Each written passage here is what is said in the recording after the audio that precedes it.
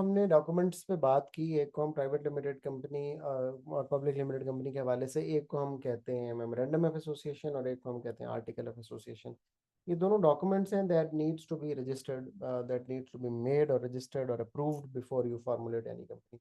बच्चों, जो limited liability का स्टेटस है, ये कोई इतना ईजियर स्टेटस नहीं है कि हर किसी भी हम बिजनेस को दे देंगे। गवर्नमेंट ये प्रूव करती है पहले, और ये इंश्योर करती है, सॉरी, कि what ever business is coming for the registration of the limited liability, उसके पास इतने एसेट्स लाजमी हों, और उसकी जो वो इस इरादे से आया हो कि वो लाजमी तौर पे बिजनेस करेगा, और फ्रॉड की इंटेंशन उसकी नहीं है।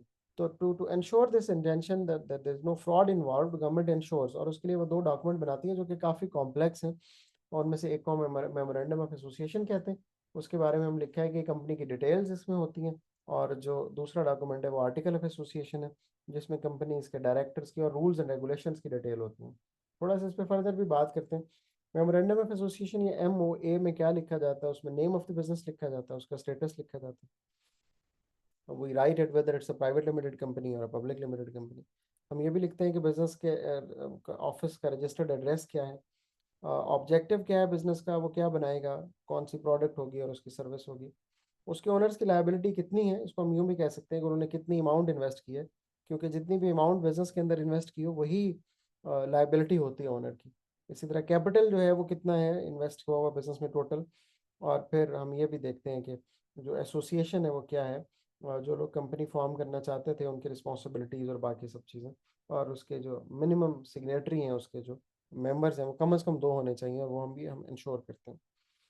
दो से ज़्यादा, दो या दो से ज़्यादा शेयर होल्डर हों तो कंपनीज फॉर्म होती हैं। इस तरह आर्टिकल ऑफ एसोसिएशन बनाते हैं, जिसके बारे में मैंने बताया कि रूल्स एंड रेगुलेशन हैं जिस पे कंपनी चलाई जाएगी। उनको भी पहले ही हम उनकी लिस्ट बना के अप्रूव करवाते हैं और फ्रॉम द गवर्नमेंट।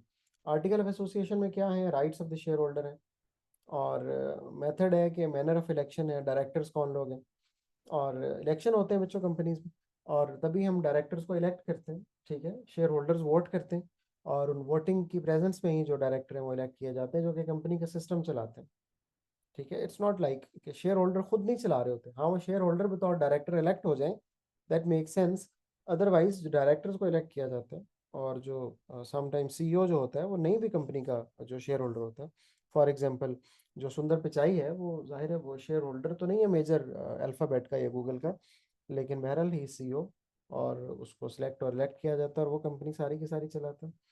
इसी तरह remuneration, appointment, removal of auditors, company ने अपने अकाउंट्स किससे चेक करवाने हैं? उनको हम ऑडिटर्स कहते हैं, जो हमारे अकाउंट्स को, फाइनल अकाउंट्स को, फाइनेंशियल स्टेटमेंट को चेक करते हैं, और फिर वो अप्रूव करते हैं कि whether the company accounts are fair. तो उनकी अप्रूवल के बाद ही हम पब्लिश कर सकते हैं।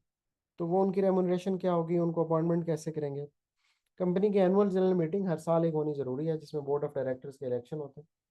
वो कब होगी, उसका क्या मेथड होगा, और इसी तरह ट्रांसफर ऑफ शेयर्स कैसे होगा, ये भी आर्टिकल ऑफ एसोसिएशन में लिखा जाता है। तो ये वो दो डॉक्यूमेंट हैं जो कंपनीज को बनाने पड़ते हैं बिफोर दे स्टार्ट ऑपरेशन। इनको हम MOA और AOA कहते हैं।